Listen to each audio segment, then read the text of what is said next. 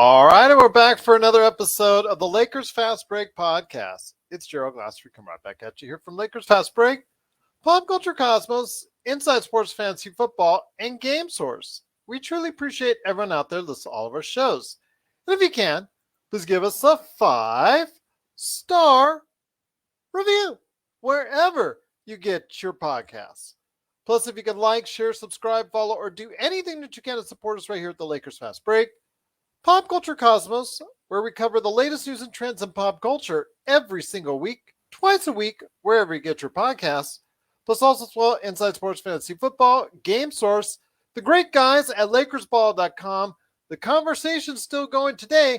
Be part of one of the great forums at LakersBall.com. Plus also as well, the great conversations that can be had at Lakerholics.com. Read the tremendous articles today that Laker Tom, Jamie Sweet, and everyone else a part of the Lakerholics.com community can go ahead and showcase for you today at Lakerholics.com. Plus our good friends at the Hoopheads Podcast Network. And if you could support all of that, it is sincerely appreciated. Well, the Lakers, yes, they are fishing. They are in Cancun. They are every single metaphor you want to go ahead and say right about now because the Lakers season is over, but there's still much more to be talked about, much more to speculate on, and much more going forward because everyone knows that the season for the Lakers seemingly truly begins after the season is over on what's going to take place. And right now, the thing that people are most to talk about when it comes to Los Angeles Lakers is the coaching position and who might become the next head coach of the Los Angeles Lakers. And here today to talk about that, plus also as well, Winning Time, Episode 6. Speaking of head coaches, I've got a bone to pick with how they're treating Paul Westhead, so I've got a lot to say about that. Plus also as well, we will go ahead and preview the NBA playoffs. A couple of play-ins were already played and done with, so we've got the number 7 positions already locked up. So we'll talk about the playoffs, the first round, as it were, and what we think will happen. That'll come up here in a bit. But first off, it is the Lakers coaching challenge per se. And here today to talk about the Lakers coaching opportunities and the individuals that are rumored to be part of that coaching search. Good man indeed. You got to go ahead and check out his latest article today at Lakerholics.com. Plus also catch his frequent tweeting at Laker Tom on Twitter. It is Laker Tom. Great to have you here, my friend. Wasn't sure if anyone was going to show up. Thought you guys might have been in Cancun as well. But great to have you here as the speculation begins. Could it be LeBron saying, or LeBron hearing that he might be, or we're hearing that LeBron might be intrigued in Mark Jackson? Egads on that one. Also as well, Nick Nurse. Not a bad choice. Well, what's wrong with Mark Jackson? Okay, let's go. You want to know what's wrong with Mark Jackson? Listen to him on ABC. Listen to him on ESPN. Listen to his calls back during the finals for the Los Angeles Lakers. That will tell you right there. Look at the fact that the Golden State Warriors. Man down. They played. Yeah, man down, coach down, if that's the case. The Golden State Warriors got from where to where after he left? Need I say more? It's kind of the Tony Dungy effect. He built the team, but then Kerr was the John Gruden and kind of just he put the nice little icing on there for everyone. Well, John Gruden didn't have a thing where he went to won 3 Super Bowls, and went to five Super Bowls overall. So let's just say that he actually did a little bit better than John Gruden did Steve Kerr. So we'll leave it at that. But also as well, Rajon Rondo's name has also appeared. Someone who I've talked about long time ago, for a while back now, as a potential candidate. You guys laughed at me at first on that one, but knowing what what subject are we talking about here? So you're hearing all these rumors, all these different names. Who are you liking as of now? For the head coaching job of the Lakers. It's an interesting situation because generally speaking, if you run a franchise intelligently, you have a vision for the franchise. Well, what kind of team you want to play and so forth. And that vision leads to selecting players that basically fill that vision, and in selecting a head coach that also fits that vision. If you're a running coach that wants to play deep lineups, you're not going to hire Tom Thibodeau as your coach. If you want to play a slow down half court offense, you're not going to hire Mike D'Antoni. If you don't care about defense, you're not going to hire Frank Vogel. So the Lakers have said that they're going to take their time. They're hoping, Pelinka says, to have a coach by the draft, which is, I think, June 23rd. In the meantime, there's other factors that determine how aggressive the Lakers will be. But when I look at the coaching candidates, I think that the person who's probably at the top of the list for me,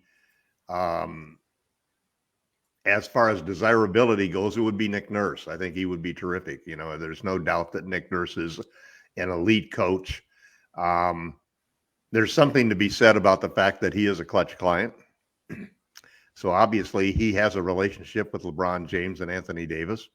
But he's also under contract for 2 years, and that means that there's going to be a price to be paid, like a draft pick, in order to get him. So he's the most desirable of them. I don't think he's the most attainable. The guy I think who's most attainable and is probably the second most desirable is Quinn Snyder. He has a Laker pedigree, having been an assistant coach on this team. Unless the Utah Jazz make a surprise showing that they haven't been able to do the last 3 years in the playoffs, he's likely not going to be, there's not going to be any problem getting permission to talk to the Utah Jazz with him about it and or the Jazz releasing him so he can come to the Lakers, because basically the Jazz want to start over. They've seen that record already. They've seen that movie already, and they're already sort of anticipating how it's going to go. There's new ownership there, new general manager. You're looking at a whole situation that is, and for the Lakers, he's a defensive oriented coach. He's a coach who likes two bigs. But he also is a coach who's embraced the modern game and the 3-point shot. The Jazz for the last 3 years have either been first or second in 3-point attempts and 3-point percentages. So he's exactly what LeBron James and Anthony Davis need. He's a coach that they'll respect because of having played against him all of these years. And he's a coach who will, I think, also be in favor of playing two bigs, and probably after his experiences of seeing Gobert be played off of the floor at times, maybe looking for two bigs where they're modern bigs, where they're basically a stretch 4 and 5. And I think that increases the odds that the Lakers may go the direction I want them to go, which is to get bigger by either trading for Miles Turner or Christian Wood. But at any rate, those are my top two choices. Wild card choices. Phil Handy, I think, has to be considered as a wild card choice. His relationship with the players and his ability to communicate with the players and so forth. I don't know enough about what his general philosophies are about basketball, and that's kind of important to me. Because I want somebody who really embraces the 3-point shot and embraces the modern game. But at the same time, I don't want somebody who, like D'Antoni, who really disregards the importance, especially at the end of the games, of being able to hit mid-range jumpers, and certain guys can shoot twos at a rate that's more efficient than most people can shoot a three. So there's plenty of room in the game for old school and new school. And I just want a coach who basically has a philosophy, and that philosophy basically has to really embrace a lot of motion on offense and a lot of ball sharing on offense. In many ways, the perfect coach in my mind would be somebody who would be like Steve Kerr. And that brings me probably to the third choice, which is Rajon Rondo, trying to replicate the Steve Nash situation, the Steve Kerr situation of bringing somebody in who is not coached before, but who you really respect for his acumen, his ability with the game, his passion, his fieriness, I think that Rondo would be the perfect coach for LeBron and AD. And also, and this is really the difficult part about choosing a coach, I think he'd also be a good coach for the post-LeBron era that's rapidly approaching to us. Maybe 2 to 5 years off, or even less than that. LeBron is not willing to sign an extension. But those are my three coaching choices. There you go. That's a very solid choice. Nick Nurse, Quinn Snyder, excellent choices. And Rajon Rondo is someone who I said with his work ethic behind the scenes, the things that he does, if people remember back with his tenures with the Lakers, how he would go and mentor younger players, teach them. If you see him on the sideline speaking to younger players, you see him in the huddle, in the timeouts, even when he wasn't playing, speaking during timeouts.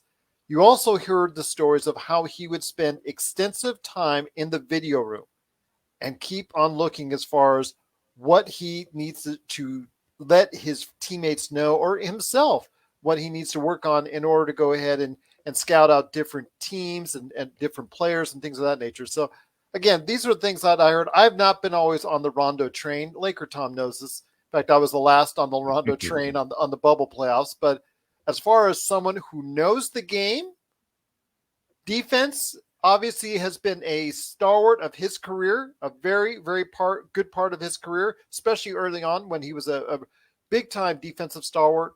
I really think that Rajon Rondo would be a good choice. But yeah, Nick Nurse, obviously you see his resume, also a championship under his belt. Quinn Snyder, 3-and-D type coach. So obviously that fits with the modern NBA. But here today to talk about some possible choices. Good man indeed, who's also on mute. But he's a good man from the land of LakersBall.com. Be part of the conversation in one of the many great groups today at LakersBall.com. And maybe you actually get to talk to Ox1947. It is Joe Soro. Joe, although I know a lot of people have issue with Dave Roberts today, again, you can't argue with that. Clayton Kershaw, I mean, my gosh, get him on a 1-year contract and look what he does for you so far. I understand the fact that they don't want to burn him out. I understand that LA is up in arms. It could have pitched a perfect game. Yes, but you know what? All that's undone. Dodgers off to a good start once again. But the Lakers, what's your thought on a head coach as well? I guess the question is, my first question is Quinn Snyder has another year left on his contract, correct? And right. Danny Ainge is going to grease the Lakers for all all it's worth. Okay, so with the rumor coming out that he might be interested in the Laker job, especially the Laker job, is it if he fires him, then we don't have anything to worry about. But will he fire him knowing that we want them before the draft, before we want our coach before the draft? At this point, I would wait it out. I think he wants to have him leave. They don't want Snyder anymore. Okay, if they don't want Snyder, then that's probably it's going to be a mutual parting of the ways. I think. Then obviously the Lakers are not going to. The Lakers are not going to give him a draft. Exactly. So they can forget. Realistically, if you want a veteran coach that's had some success, that's fairly new, young, again, like you said, Tom, has a little bit of the old and new. I guess that would be the right. And I know he's got the right image, he's got the right look, got the right verbiage from everything I've seen. I'd say that's probably the most realistic acquisition.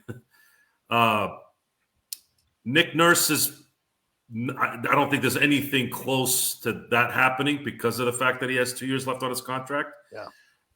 And plus, does he want to leave Toronto? I haven't heard anything negative there. It's kind of funny because he won a championship there. And Toronto's a different organization with Masai. It's not inconceivable that Masai would let him walk.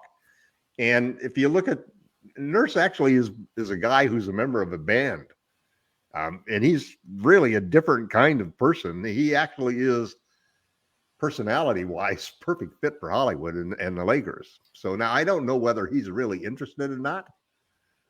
We know that at least that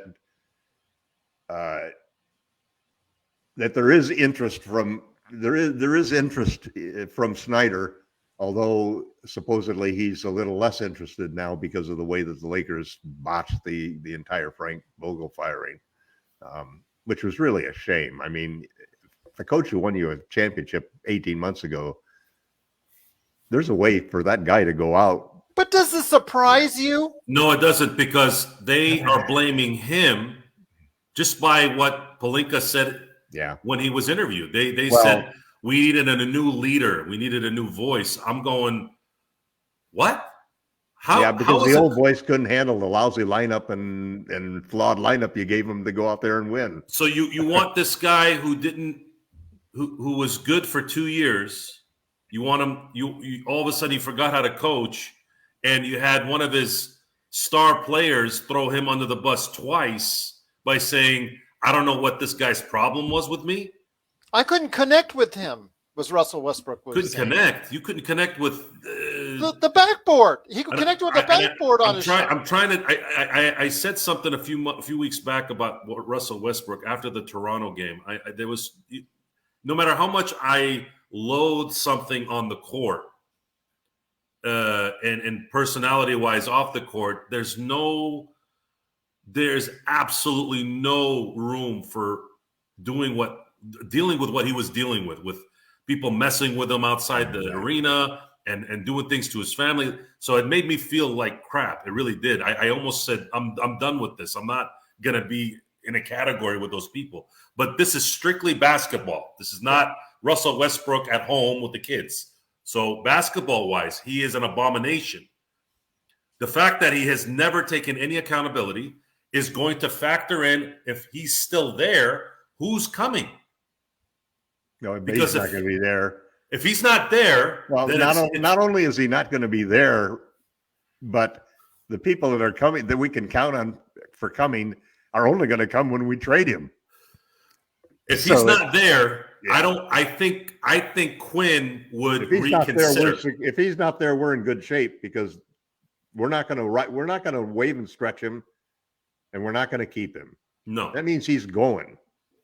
And we're going to go him. He's going to get the best 2 or 3 players we can get for him. Honestly, guys, even if it's for damaged goods like a Gordon Hayward, it won't be damaged goods. It won't be damaged goods. There's 3 or 4 teams that are seriously interested in. That's fine. That's great. But I'm looking at. I'm saying we'll get some good players. Worst case scenario, to me, he is the ultimate subtraction that creates an addition by subtraction.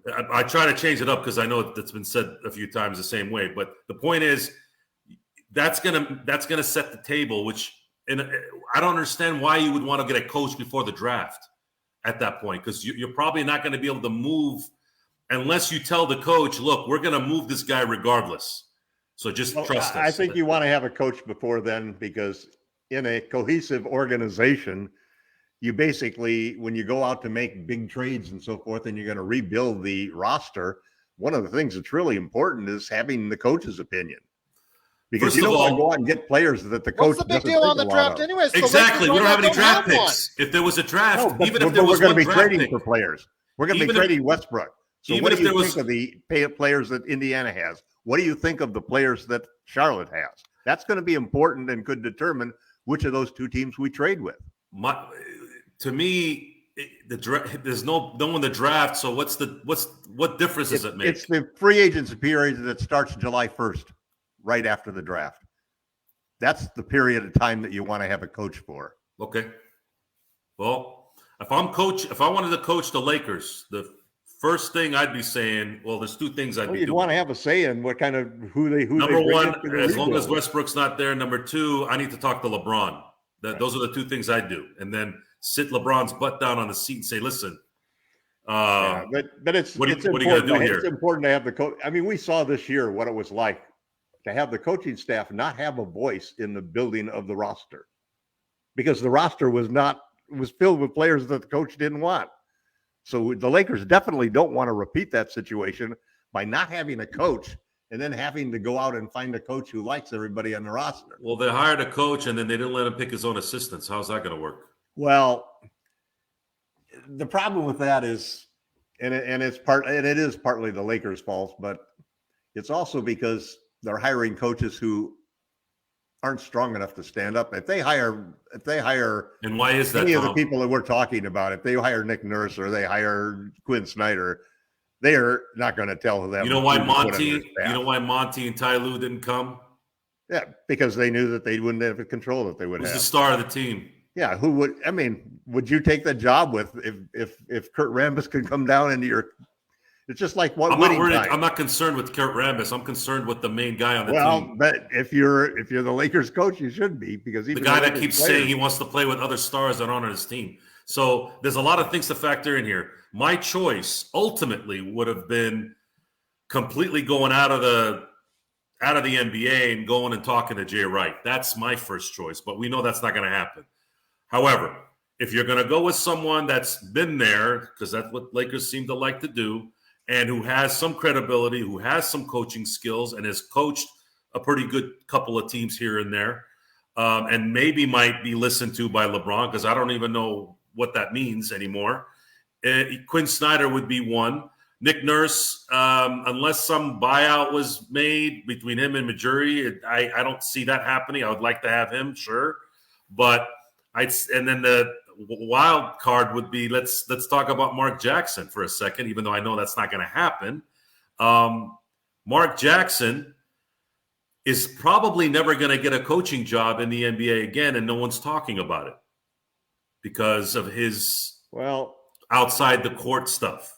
I posted a thread that basically was a summary thread of all of the reasons why you should not have Mark Jackson as your coach if you're an NBA owner, and what it really comes down to is his last stay at Golden State, because he did do a good job of setting a defensive tone and turning them into a pretty good defensive team. And it's sort of like Paul Westhood, that he got knocked out at a certain point in time, and Steve Kerr walked in to become, one of the. At least Westhead won a championship. Yeah, right. But the thing about coaching for the Lakers is that the reason that the Golden State didn't renew. I guess they didn't renew his contract. I'm not sure. Can't remember if he was fired or just didn't renew it. But what the owner said was that the reason they really didn't bring him back or fired him was that all 200 employees in the company were against it. The guy was so unliked by everybody. And then there's the stories about how the fact that he's a pastor and every Sunday he has to go down to LA to preach. And the stories about him after laying special oils and prayers to fix Steph Curry's sprained ankle in front of the church, and then asking him to hop on his ankle to show that God had come down and cured his ankle. Things like that, and just somehow not being friendly enough or being aloof, or in some way having it so that all of the employees in the company were against you. But why does Steph Curry love him though? Why did Steph Curry love? And I didn't hear Clay. I'm assuming Clay too. No, anytime you have a situation where somebody is where there's a lot of stories about somebody, you'll always find somebody who, it's like asking. But that's your guy. That's the franchise. Yeah, but at the same token, he did. There's just so much garbage and so much baggage that is associated with Mark. Is that any different than Phil throwing sage in locker rooms? I mean, what's the difference? Or giving books? Yeah. I don't know. Listen, I'm not a religious person, so I don't necessarily. It doesn't necessarily bother me because I have friends who are religious, and that's fine. And there have been moments in my life where I've prayed the same as anybody else. I mean, it's just the nature of things. But I think it's just the fact that there are so many reasons why. I mean, the Lakers don't need another controversy. They don't need any more drama to hire. They create it, though. It doesn't matter who's there. Yeah, but it does. Did Rob have any controversy before he came to LA? But you don't go out looking for it. But that's really going out and looking for it. His audition for the Lakers front coach for head coaching position should be based off of the last 2-3 years as an analyst. And if that's the case, he would not be hired hands down because I think Van Gundy's worse. It's close heat. I'm Van Gundy never not shuts bothered. up. I don't necessarily think that he's not a smart guy basketball wise. On the contrary, as a player, you got to remember he's like just like Rajon, and like a lot of the really good coaches in this league. He played point guard. You know, I mean, he was a hell of a point guard. I know a lot of people hate him because he sort of in Utah, when he was a number 2 point guard, he was the guy that was really pushing the guy ahead of him, and that caused that whole rift that ended up with the coach getting, I mean, there's all these controversies. You're talking about Darren Williams and Jerry Sloan? Yeah. That whole thing was not a good situation for Mark Jackson as a player, So there's a lot of reasons why, and especially for a team like the Lakers, what the Lakers need is somebody with pizzazz who also is not a retread, man. Quinn fits the mold on that, and Nick Nurse would too, and you just don't know, the funny thing about. Here's the funny thing about the Russell Westbrook and Lakers situation from a trade standpoint, that most of the time when you are a team, let's say like the Pacers, and you've got a contracts for Buddy Hield for 3 years and Malcolm Brogdon for 3 years, and it was like $110 million or something like that, and you'd like to get off of them, usually when you trade somebody to take those guys, you give them a draft pick. You're the one giving out draft picks. This is a situation which is really unique because not only do they get a expiring contract and a big one, $47 million, but they also get draft capital coming their direction. Why would that happen though? Because they're the ones winning out. Because the Lakers will give them a pick to do something. But they're getting rid of 3 years. I know 2 contracts. That's true. It's more of but they're more of now. But they'll be able to get a pick because the Lakers have to get rid of Westbrook. Is there another team that could absorb those 3 years from 2 players? Well, I think that there's trades that can be made that won't include a pick. Like I think we could. That needs to be one of them because we're doing Indiana a favor. If anything, they should be sending us a pick. Well, that's the reason why these trades, people don't understand that these trades are so good for the team. I'd buy second round picks. They're nothing to do with the on-court play of the team. I would buy 2 second round picks, 1 second round pick in this draft, and throw in a couple second round picks. I would not give them a first for those 2 contracts. The whole point I'm just trying to show you, Joe, is that this is a situation where. It's a good discussion, though. It's a good discussion. Basically, it's a double salary dump. Exactly salary, and they're dumping long-term salary. And if those guys are healthy, they would benefit. Well, not only in the fact that if they don't trade them to us, they're going to have to give up a draft pick to trade them to somebody else. That's right, and I truly believe that's why. You know what the best part of this whole thing is? Everybody's worried that. I keep reading at least 25% of the people out there don't even understand that the value that the expiring contract does, that Wes's contract all of a sudden becomes a positive the last year. They don't understand that. And they don't understand that the other thing is this flip of the trading things that these teams are used to when they got a salary dump and they want to get when the Pacers and the Hornets want to get rid of these players' contracts, they usually have to attach a draft pick in order to do it. Well, now they don't have to. In fact, if they're really be smart and they give us the players we want, we'll give them draft picks. So let me ask you this. Are we still on the subject of coach, or are we going to go to the next phase? Let's go to the coach, because that's getting off the track. So right now, realistically, because we could go on for days about that. But it is related to the coach because it's all tied together. Entertaining part. But let's get the coaching thing out of the way, then we'll continue. Okay. Right now, looking at how the Lakers do business, they're going to go with someone they're familiar with, right? Someone veteran, someone that has some wins under their belt, someone that's been there, whatever, right?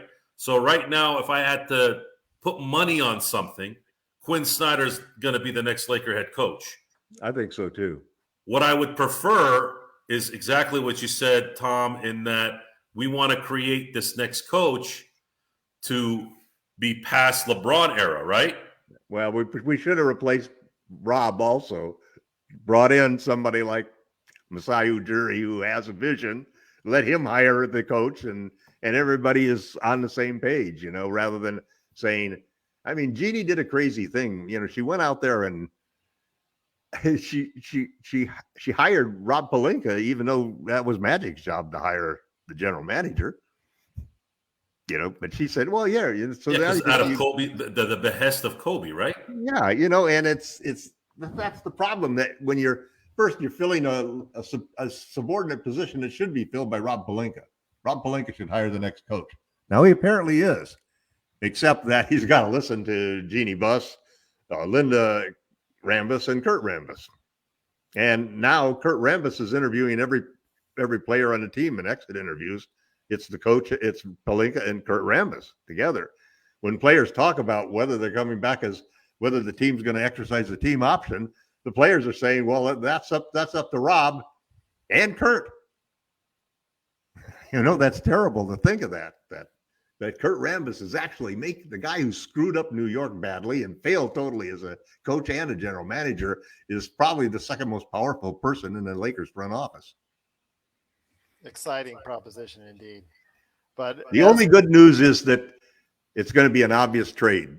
We got 3 or 4 obvious trades that are up in the air involving the Lakers and Russell Westbrook. And those trades are getting examined from every which way. And by the time, even though they can't talk about these trades until, actually, I think they can talk about the trades as soon as all of the teams are out of the playoffs and their season is over. I think they can talk about them now. It's just players' contracts that go to June 30th. So, I mean, the Hornets are out of the playoffs. The Pacers are out of the playoffs, and we know the Lakers are out of the playoffs. So they could be talking. There's no draft picks that happen on 23rd. There's no reason they can't make a deal now.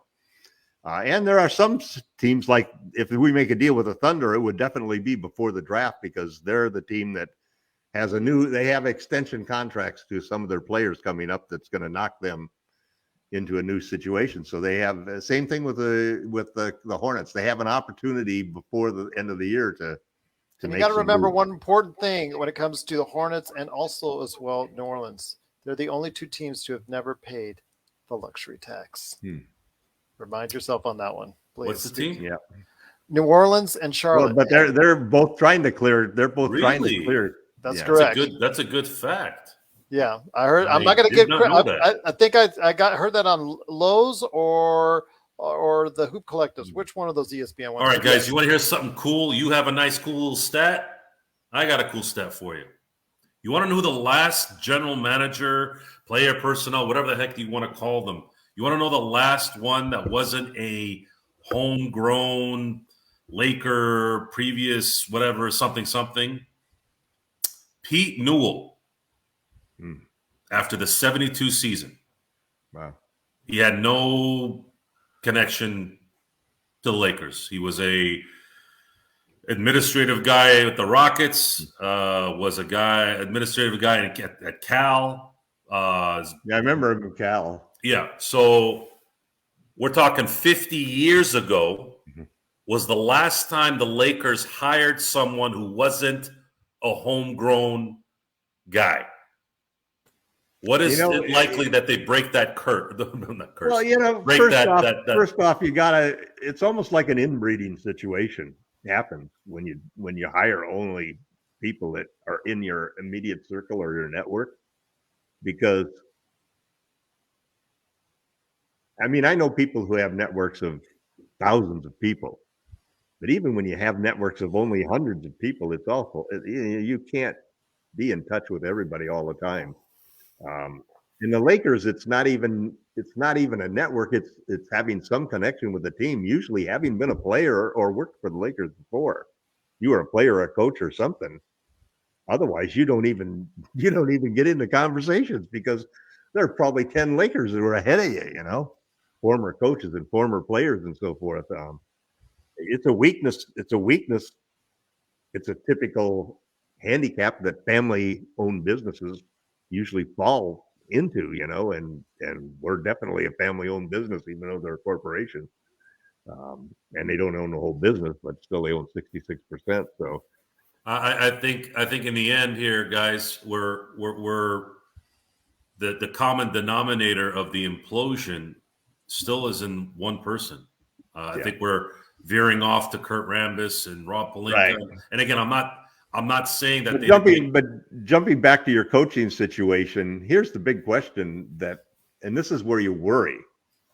What if we can't get Quinn Snyder? What if he decides that, you really did screw Frank over, and I'm not going to go there. Or what if Pop retires and they offer him the coaching position at the San Antonio Spurs? Mm-hmm. So, but what happens? What happens then? Where do we go then? That's what gets scary. That's where your skills have to come in. That's the problem because you don't have somebody from the Miami Heat. You don't have a Jerry Buss to go out there and sell the next. Maybe give Pat Riley a call, see what assistant over at Miami needs. Still thinking Rondo. We'll probably hire David Fisdale or something. Rondo's not ready. Rondo needs to. How do you know Rondo's not ready? Or Mark Jackson. Because when was the last time a player went from the bench on as a player to a coaching situation and succeeded? Steve Kerr was Steve Kerr had been retired for a while, and he was actually general manager for the Phoenix Suns. Right. Yeah, I know. The only guy that succeeded was Bill Russell, and that was completely different times.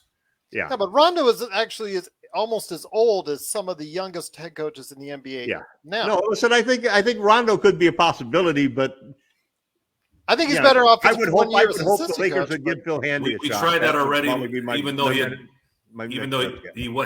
not been playing for a few years. But we tried that young kind of this is not kind of flavor type thing with Luke Walton, and it ended up derailing his career. The problem is you need a coach. Well, I would put Rondo and Walton in. The coach has got to be able to handle LeBron. Come on, LeBron and AD physically, but their IQs for the game were pretty good. The temperament. I just think Rondo's not going to be the kind of coach. Rondo's going to make people cry. You think they're going to be able to handle him? He made Ray Allen cry, didn't he? And Kevin Garnett. Come on. I think that's a great coach right there for you. If you're going to go and stand up to LeBron. I'm not saying I wouldn't want it. I'm saying, is it going to work here? Yeah, I think that's exactly the kind of they need. Listen, he was the third best player. He was number 3 along with AD and LeBron when we won the championship, man. And they got rapport. There would be no problem. No one ever talked about how he was shooting that year. We were. He shot 40% from 3. He was shooting like he was. Well, but LeBron did too, and AD did too. When you had the 3 of them shooting like that. But we're not surprised. Well, a little bit with LeBron, he got really good at shooting at that point. That was like his ascension, right? My dream team has LeBron as the perfect bully ball stretch 4. That's what I call him, because he's taking 10 threes a game nowadays. And he will the next couple of years. We're going to see 10 he'll be up there in the top 5 in 3-point attempts. The turnaround jumper is the most impressive weapon he created the last few years. He's got so many. He still has so many incredible weapons. Well, the debate continues. I just don't want Mark Jackson. Again, I agree with you there 100%. It wouldn't happen in LA anyways. I'd take David Fisdale before I take Mark Jackson. I'd take Game 6 of the bubble? I told you, Tom, and I've reminded people again on this show on a couple of occasions when he went out and he called, I think that's a terrible idea that Frank Vogel's doing, putting in Caruso in the starting lineup. There's no way they can win now, blah, blah, blah, blah, blah. And what did we go and do? Yeah. We had the greatest second quarter in playoff history. Yeah, with Caruso right there for you, starting. There you go. But what can you say? Thanks, Rob. And then what did they do after that? They traded them. Or a year later? Yeah, I know. They left them. Rob. Thanks. Yeah. Thanks, Rob, indeed. But there's still much more to talk about. We will continue to go Rob ahead. never gets the blame because he'll always blame Jeannie or he'll blame Frank or. And that's what Rambus is for. This whole He's- organization does that. They always Yeah. blame something else unless if we're Right. looking at the truth. Now we're seeing it right now. So, it's always injuries, or it's always this, or it's always that. Well, hopefully, I think at least the Westbrook trade is going to be a standard enough template that Rob can't screw it up. He might not get the best deal that somebody more dynamic might have gotten, but he'll at least get a deal that's reasonable because there's enough. There's a competition going. I mean, we could even see a deal sooner than we expect because there's only one Russell Westbrook, and we got the Hornets, and we got the Charlotte the has to go. Pacers and Well, I mean, if Charlotte wants to keep Miles Bridges, who actually did himself no favors. well, they got Melo and Bridges both are going to get huge contracts, man. Yeah, They're looking to cut. They're looking to cut future pay. And if Charlotte is never Michael Jordan, some of these never fans paid need to, luxury seriously, they taxes need to like be that. thrown into a dumpster, man. Same thing. The same thing with the Pacers, though. The Pacers got that same situation. But you notice as he was getting thrown out, what did you see? You saw someone in a Lakers jersey right there for you. But there you go, indeed. But once again, it's Joe Sorrell, Laker Tom, and me, Gerald Glassford, right here at the Lakers Fast Break. We will continue to survey what's going on right here on the show when it comes to the Lakers coaching rumors and possible hires somewhere down the road. Please keep abreast of what's going on also as well at Lakerholics.com and also as well LakersBall.com. But before we head out, two things I want to cover. We'll cover one more Lakers-centric thing, although Magic Johnson says it's not a Lakers show, even because it has no Lakers, but it is a Lakers show. It is jumping the shark as far as the truth and what is there, as far as what creative decisions to make, especially something I'm very familiar with, and that's the coaching career of Paul Westhead, who actually had a coaching career before he started with the Lakers. Contrary to what they will have you believe on the show, he coached for several years, actually made the NCAA tournament twice before he became an assistant coach of Los Angeles Lakers. And I'm glad that they are focusing somewhat on him now, although Jason Siegel's performance, again, they're having a little be like Jerry West, like Chick Hearn, like so many of the individuals on the show that people are having issues with. His performance and portrayal is also very eccentric. Him seeing no confidence at all whatsoever and just quoting Shakespeare every 5 minutes. I'm not exactly in love with his performance either on this, but again, at least it puts Paul Westhead out there as far as a name back into Lakers' minds because he is the only individual out there who's ever coached an NBA championship and a WNBA championship team. Only person to ever do that. So, and plus what he did, it could have gone a couple games more and he would have won an NCAA championship with a depleted Loyola Marymount team after the tragic death of Hank Gathers. Just think of it would have had Hank Gathers on that team that went to the Elite Eight. So I'll leave it with that. But guys, it is episode 6. It detailed one about Paul Westhead and his due to the unfortunate accident of Jack McKinney, him rising to the head coaching ranks. I get it also changes some of the facts on that first game against Denver as well. I've actually got an article that I posted on the Lakers Fast Break on Facebook if you want to check it out that tells you all the differences from reality to what they put in winning time.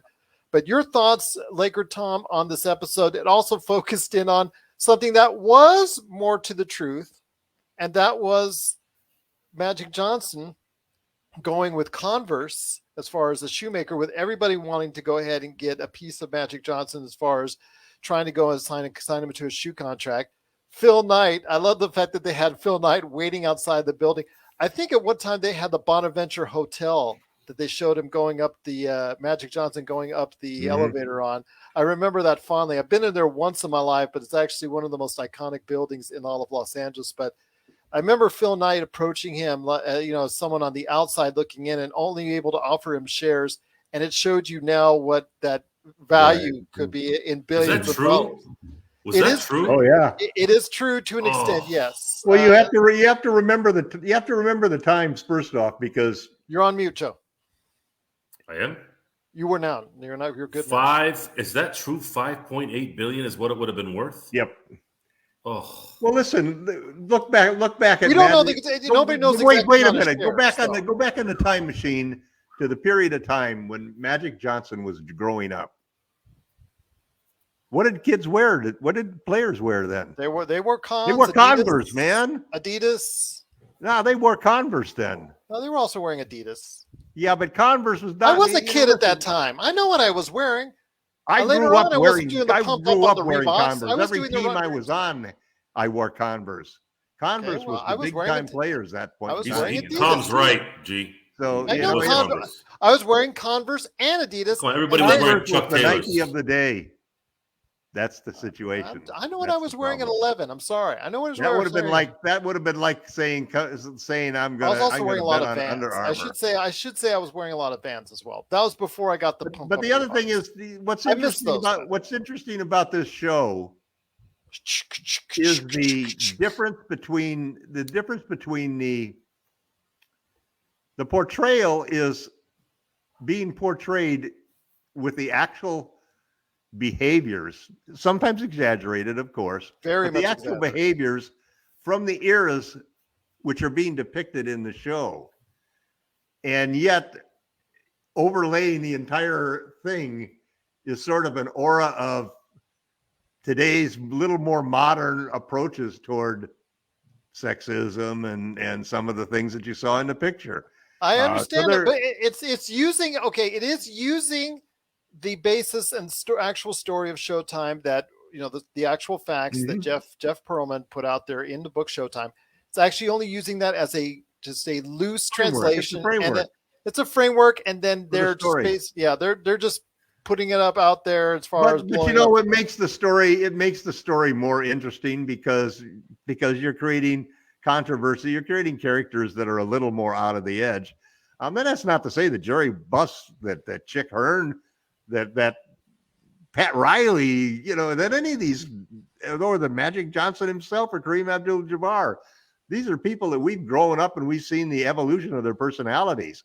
Some of them are totally different people today than they were when they first started off. Some of them like Jerry Buss, stayed true right to the end, Jeannie Buss, the evolution of Jeannie Buss from being the Playboy girl to the executive and the governor of the team the last few years. The interactions with shutting down or kicking out her brother, I mean, that's a pretty amazing. Well, but I'm just saying the amazing interactions between Jerry Buss and his mom, that's all speculation right there. That's Of something course. that's But I never I didn't log in on television to watch a documentary. I No. logged in to watch entertainment, and the Lakers. And if And you're Showtime- entertained, then there you go. Showtime was pure entertainment, and it still is. I mean, I watched the play-in tournament, and hey, listen, I didn't really want to watch any basketball after the Lakers lost, and generally I don't, I don't really follow I don't follow the league with the same passion once the Lakers out of it, or the same thing with baseball with the Yankees out of it, or football with the 49ers out of it. But I got into watching a couple of the games, and the comeback that Minnesota made without Cat against the Clippers, when I thought they were cooked for sure. It's 7 minutes left of the game, and Cat fouls out on a stupid foul. I thought the game was totally over at that point in time. So that was a great comeback by that team. Anthony Edwards, some of the young players, D'Lo played sensational, man. It was a great game by that kid. So it was great to see. It was great to see that. And then the same thing, the Atlanta game, I wanted the Hornets out because the sooner they're out, the sooner they can make a trade to the Lakers, but boy, Atlanta looked a lot better. They're playing, and over the last, I think since the middle of January, they have like the third best record in the league. So they're playing well. They playing well. The New Orleans came back. I thought that was an impressive game. Good play from them, and so it's been. I think the play-in tournament's here to stay, man. I don't see that changing. It's been a big part of it. It's big. It's eliminated a lot of tanking, and it's created a tremendous amount of excitement. That it has.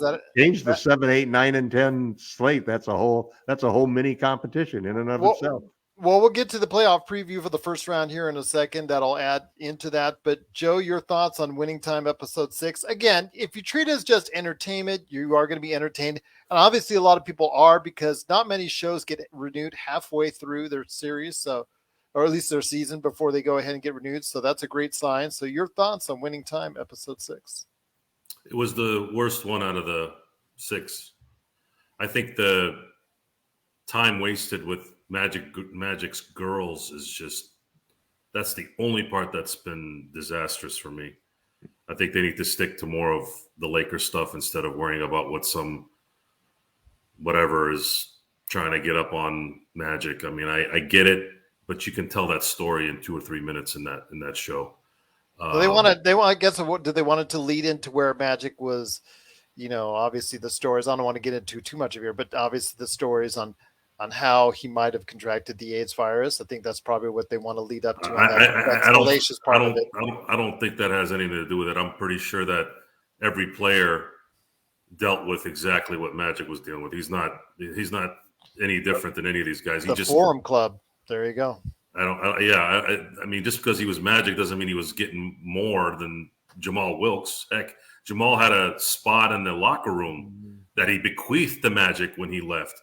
So my thing is, as a viewer, I'm more interested in the talent.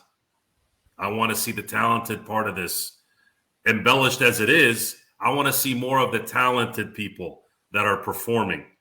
I don't want to look at some no name who is trying to get up on her, whatever. That's just me. Now, I've been going back and forth on this because I've heard a lot of things don't make sense about this whole Paul Westhead thing.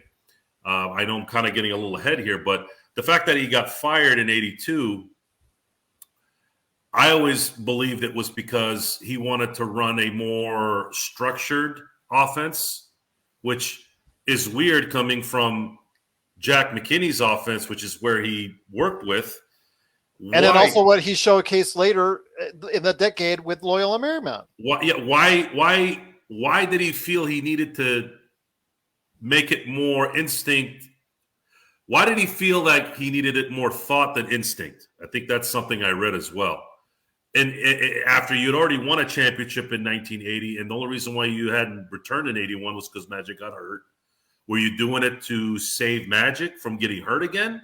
I never heard that. Was it something different? Was somebody influencing you to do that? Again, Magic didn't like it was the big problem.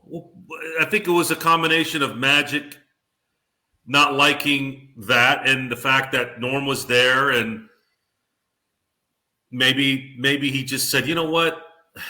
I don't want to deal with this anymore.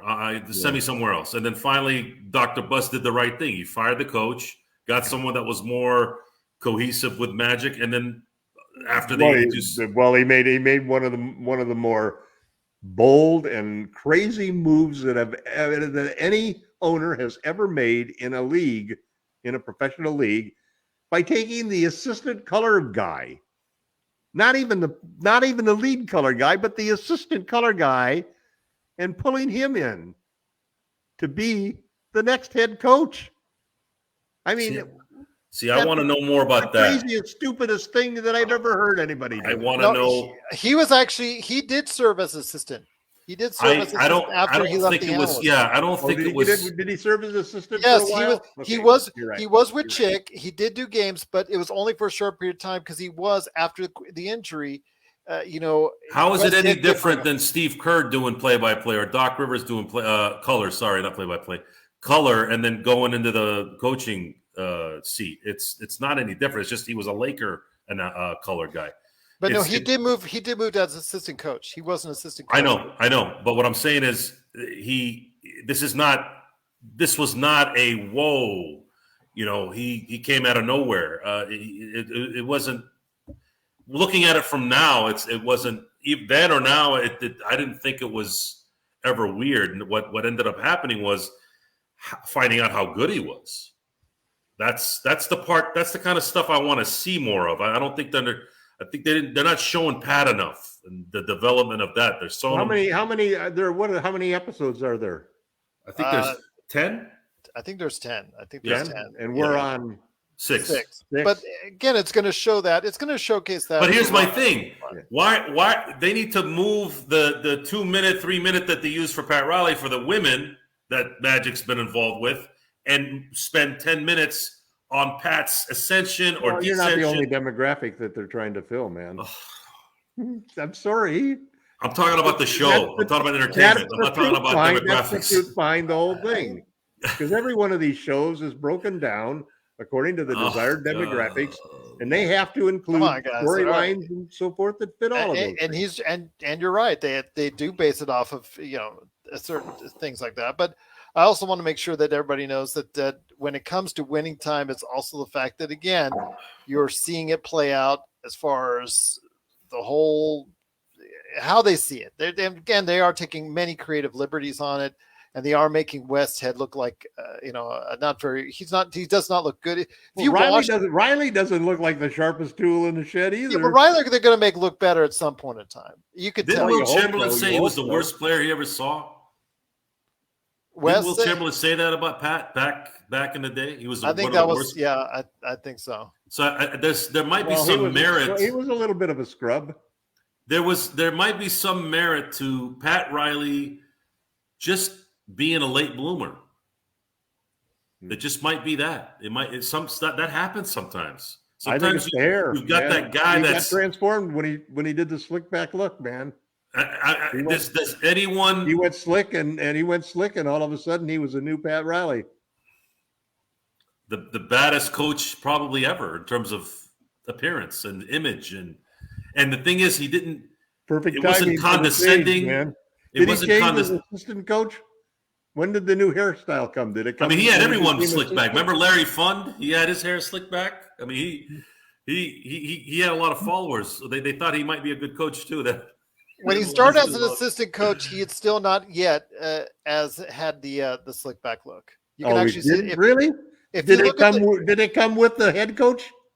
I think it came with the head coach or just there before, because if you look at the picture that I've got on the he still had the glasses and everything, and he still had the bangs and whatnot. So yeah, still there. But again, you're seeing the development of the Los Angeles Lakers develop into that 1980 World Championship team. Still not quite there yet, but right now it's showcasing the Magic's trials and tribulations on picking a eventual shoe owner. You saw what Joe didn't like about what's going on with the relationships in his life, and also he ends up with Cookie, so it's okay, man. But also talks about how his, it shows about how his changing and how he's dealing with things as a rookie, and everybody trying to start to hang on him as dad and bringing her uncles. Like, really, do we really need to hear this?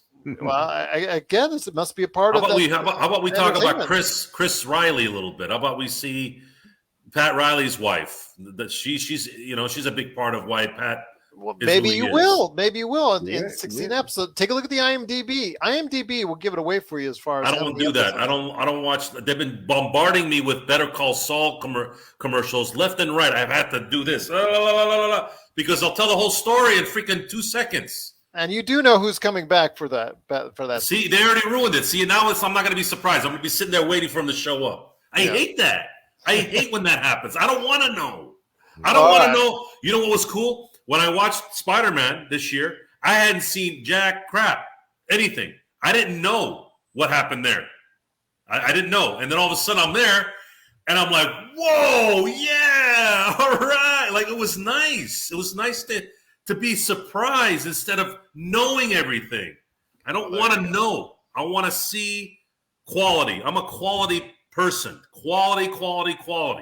So if you're going to bring in all this demographic and times and this and that, I'm just going to do this.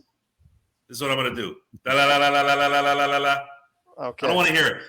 Well, fair enough indeed. HBO needs to go ahead and give you a call, my friend. But if you have thoughts on Winning Time Episode 6, let us know. I had a movie called Break at yahoo.com. There, where is it? It's a short from those on Cinemax. It was not one of those, by the way. Little short film called Black Salt Corruption. Yeah, because Black Salt, I should say, not my game. But I will say this: that what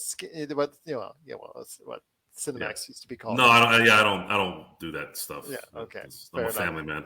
There you go. Family man indeed. But before we head on out, we will be talking some NBA playoffs. The first round is almost set.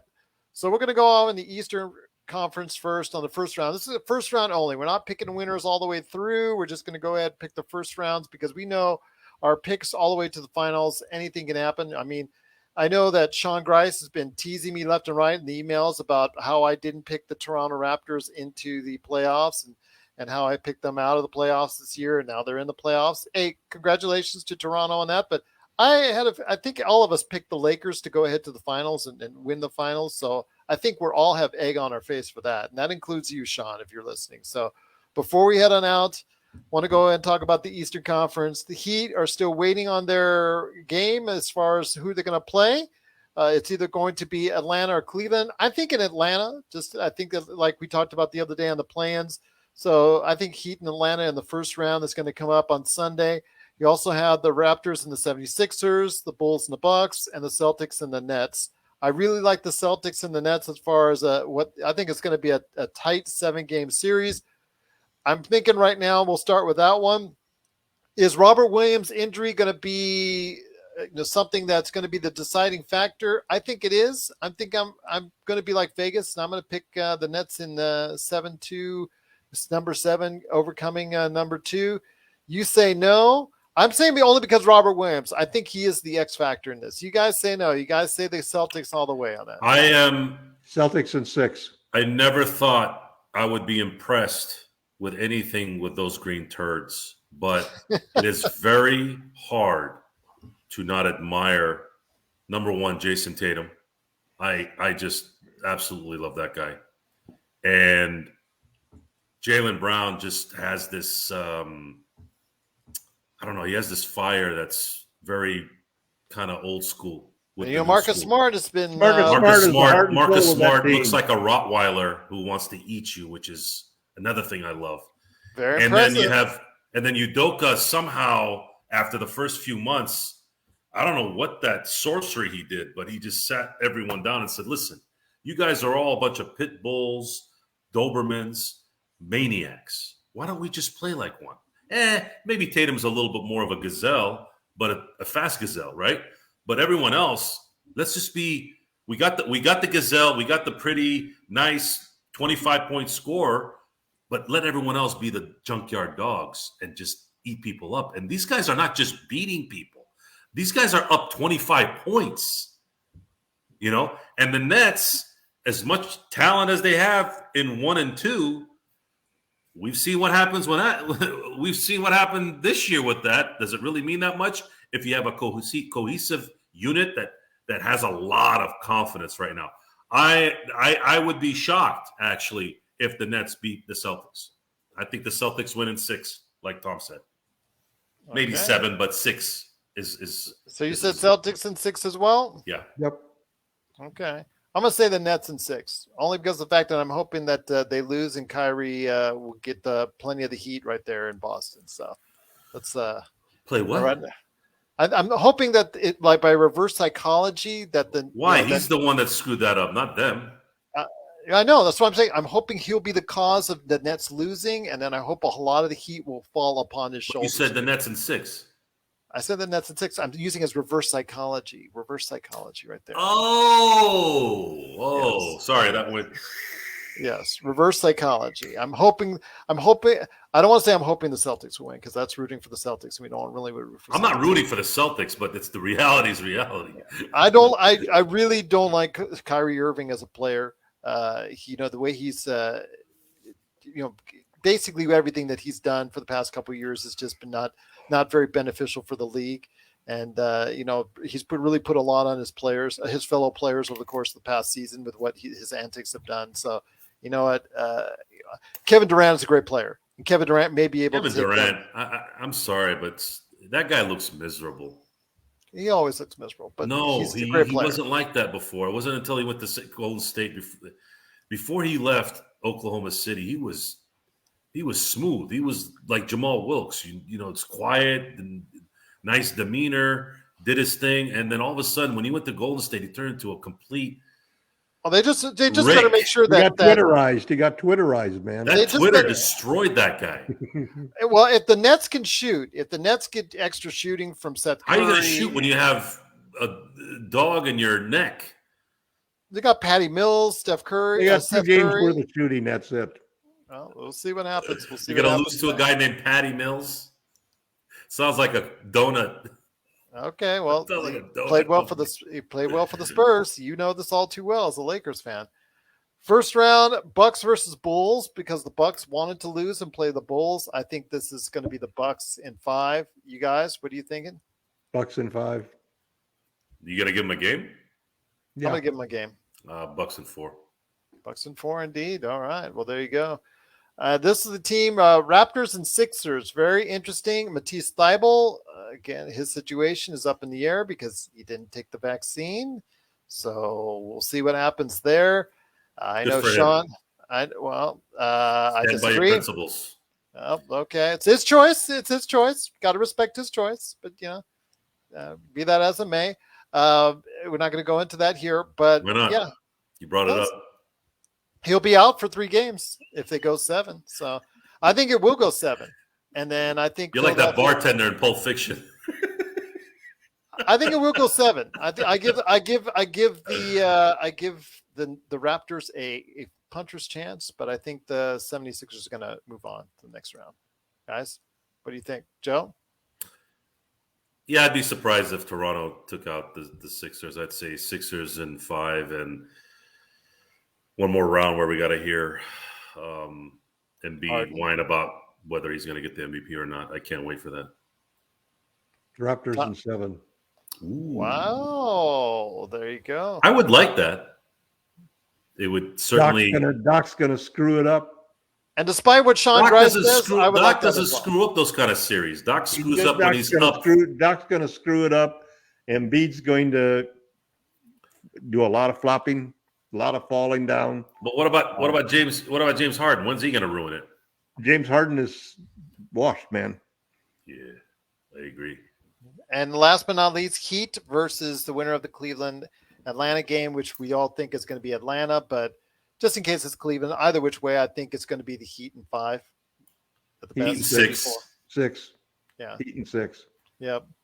Western Conference side, we're going to go ahead and start off with the Grizzlies and Timberwolves. Very intriguing matchup, but I still think Grizzlies are a very talented team. I say Grizzlies in 6. 5. Joe? Is Jaw 100%?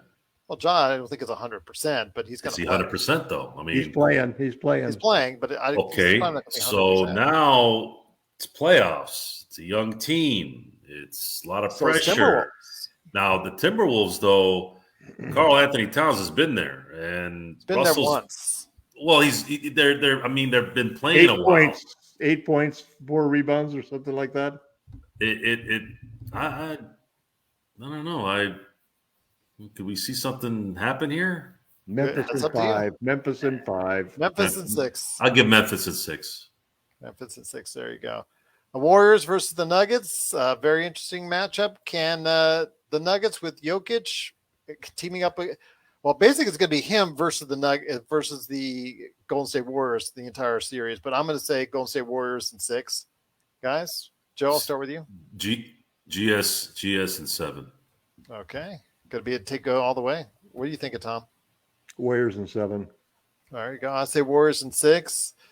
Mavericks and Jazz. This is the one I'm really going to talk about because this one is really going to be a slugfest. This was going to be as Jim Ross would say, it's going to be a slobber knocker. I'm going to say it's going to be, to me, I think, does Luka have enough this time around to get out of the first round? I'm going to say yes. I'm going to say that even though the Jazz are favored, even though they're a number 5 seed, I'm going to say right now that the Mavericks are going to get out in 7. Tom? Mavs in 6.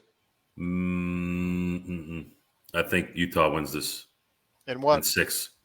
Okay. Well, there you go. A difference of opinion there. I like that. Last but not least, Suns against the winner of tonight's game against the Clippers and also New Orleans. So New Orleans going to go to the LA to fight for that 8th spot. Do you see Clippers making any kind of the run if they win, or New Orleans making any kind of run? I don't see Zion showing up through that door. So I'm going to say it's going to be Phoenix in 4. Sweep. Sweet. The question is, who's going to win that game? You think Clippers or New Orleans? Does it really matter? Curious. Doesn't matter, I but I think it's I'm rooting for New Orleans, of course. I think it's going to be the Clippers that's going to win, but it doesn't matter. They're still going to get swept by Phoenix. Right. And they'll hang their banner where they swept the Lakers, right? Is that what? Well, they match up. They match up pretty well. They match up better than the Lakers do. You got Zubac to play the center against Zubac. Remember when Magic traded him away? And Reggie, Mike Muscala. I remember that. Are playing really well. That's like a sore wound right there. The Clippers would have a much better chance. I remember Tom being all in on that. Was it because of body fat? I think it was because of body fat was too high for Zubac, so you traded him for Muscala. Yeah, well, we have a shot at Muscala again, this year. God help me. Favors in Muscala. Double. Favors in Muscala. A $30 million what is trade this with exception. you wanting to bring players back who failed here before? Next thing you know, want Reggie Well, Bullock the Lakers do that. If there's a former Laker and a regular player, we'll choose the former Laker. Look how it only worked with Rondo. Look how it worked with Ariza. Look how it worked with. Did you see it? As Stu Lance would say, this is a young man's game, and everyone that whooped our butts throughout the entire year was young and can shoot, and it seemed like it was anyone.